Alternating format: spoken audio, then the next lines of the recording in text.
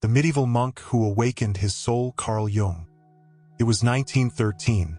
Carl Jung, the man destined to revolutionize modern psychology, stood at the edge of an abyss. Not a metaphorical one, a literal abyss opening within his own mind. At 38, he had it all. A brilliant career, international acclaim, a respectable family in Zurich. But something was deeply wrong. Visions began invading his waking consciousness. Voices whispered in languages he shouldn't know. At night, his dreams were so vivid he'd wake unsure if he was asleep or awake. Jung was terrified. He was a psychiatrist. He treated people with these conditions. And now, was he losing his own mind?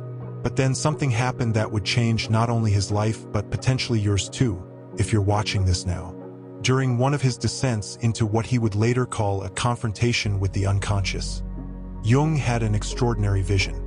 He saw himself not as Carl Jung, the 20th century Swiss psychiatrist, but as a medieval monk named Fra Ambrosius, living in a silent abbey in the year 1150.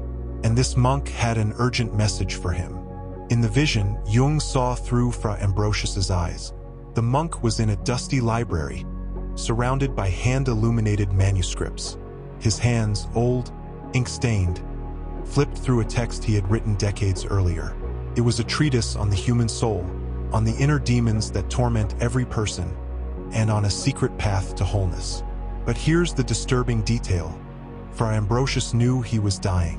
He could feel life slipping from his aged body.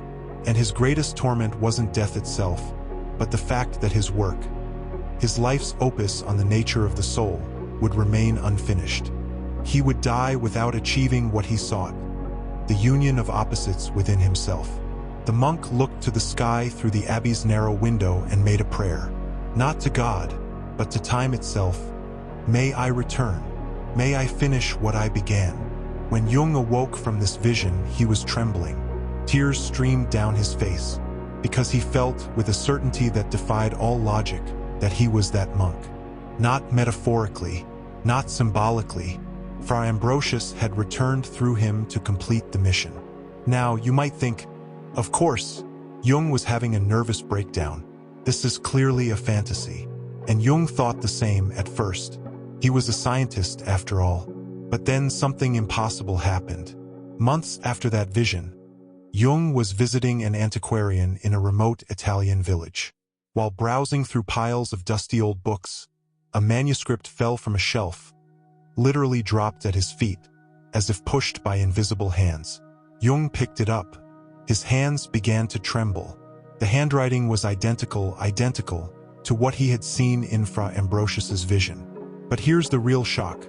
The manuscript's content discussed concepts Jung wouldn't develop until years later: the shadow, the anima and animus, the process of individuation. It was as if the medieval monk had planted seeds of knowledge that Jung was destined to harvest 800 years later. The antiquarian knew nothing about the manuscript's origin. It had been there for decades, untouched. But to Jung, this was no coincidence. It was confirmation of something far deeper and more unsettling about the nature of consciousness, time, and the human soul. That night, in his Italian hotel room, Jung did something he would never fully reveal to the public. He lit a candle, opened the medieval manuscript, and spoke aloud. "If you are truly here, Fra Ambrosius, show me the way." What happened next, Jung would describe only in his private notes. Notes that were published decades after his death in the famous Red Book. Fra Ambrosius appeared again, but this time not as a distant memory. He manifested as a living presence within Jung's psyche, an inner guide who spoke with his own voice. And the monk made a proposal. "I will show you the secrets of the human soul that took me a lifetime to uncover. But you must do what I could not. You must descend into your own personal hell. You must face the demons, the shadows, the aspects of yourself you buried deep. And you must integrate them." Jung accepted the pact. And so began one of the boldest and most dangerous psychological experiments in history, what Jung called active imagination. For years, Jung devoted hours each day to consciously descending into the depths of his unconscious. He conversed with figures that emerged: an old wise man named Philemon, a mysterious woman named Salome, shadowy creatures that embodied his most primal fears, and always, Overseeing it all was Fra Ambrosius, the medieval monk who had become his spiritual guide through the labyrinth of the psyche. But here lies the true secret Jung uncovered through this journey, and it's something that could radically shift how you see your own life. Fra Ambrosius revealed to Jung that each person does not live just one life, but carries within them all the unlived lives. Inside you, right now, are unrealized potentials, buried talents, versions of yourself you suppress to fit into society. The monk explained, "Modern neurosis is the soul crying out for wholeness. People suffer because they live only a fraction of who they truly are. They've buried the artist, the warrior, the sage, the child, and these rejected parts become shadows that haunt them." Jung realized that Fra Ambrosius was not merely a past life or a fantasy. The monk was a symbol of all the unlived possibilities within himself. He was the ancestral knowledge of humanity residing in what Jung would call the collective unconscious, a layer of the psyche we all share, containing the wisdom of every generation that came before. And then the monk asked Jung the question that would change everything. What part of yourself did you kill in order to survive in this world? Jung fell silent, and in that silence, memories began to surface. He remembered the boy who wanted to be an archaeologist but was pushed into medicine. He remembered the mystical visions of his childhood that he learned to suppress to appear normal. He remembered the rage, the creative madness, the wildness within him that had been tamed by the expectations of Victorian Swiss society. Fra Ambrosius then taught Jung the ritual of integration, a process he would later transform into the concept of individuation, the journey of becoming truly whole. The ritual was simple, yet terrifying. You must invite your shadows to the table. You must speak with the parts of yourself you reject. You must embrace the monster, not to become it, but to reclaim the vital energy you imprisoned by fighting it. Jung began to draw, paint, and write compulsively. He created elaborate mandalas, sketched archetypal figures, recorded dialogues with his inner characters, and slowly, something extraordinary happened. The disturbing visions began to shift. Chaos became order. Terror became wisdom. The medieval monk had fulfilled his promise. And Jung, in turn, was completing the work Fra Ambrosius had begun 800 years earlier. In 1916, after 3 years of descent into the unconscious, Jung had a final experience with Fra Ambrosius. The monk appeared one last time, but now he looked different, younger, radiant, whole. "Do you understand now?" the monk asked. "I am not you. You are not me. But we are part of something greater, the soul of the world, the eternal self that expresses itself through millions of lives, times, and cultures."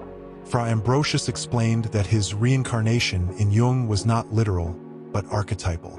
The medieval monk represented an eternal pattern, the seeker of wisdom, that manifests again and again throughout human history.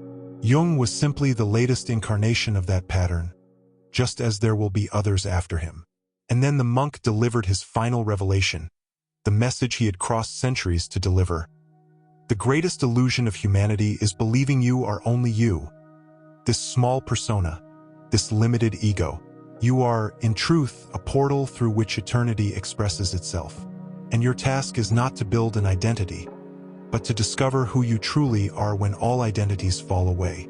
After that revelation, Fra Ambrosius never appeared again. His mission was complete, and Jung emerged from those years of darkness transformed, not just healed, but with a profound understanding of the human psyche that would revolutionize psychology forever. Here is the question Jung left us, whispered by Fra Ambrosius across the centuries. Who is your medieval monk?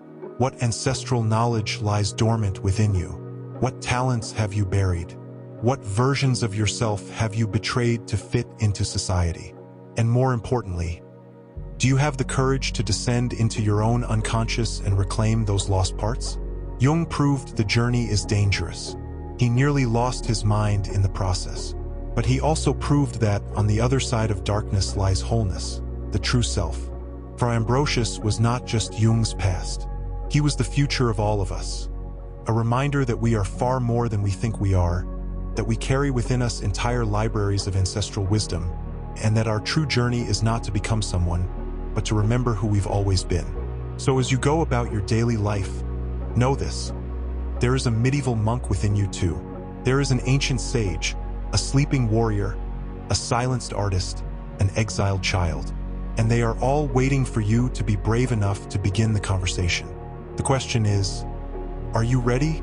If this story stirred something in you, subscribe to the channel now and hit the bell for more journeys into the mysteries of the human psyche and consciousness.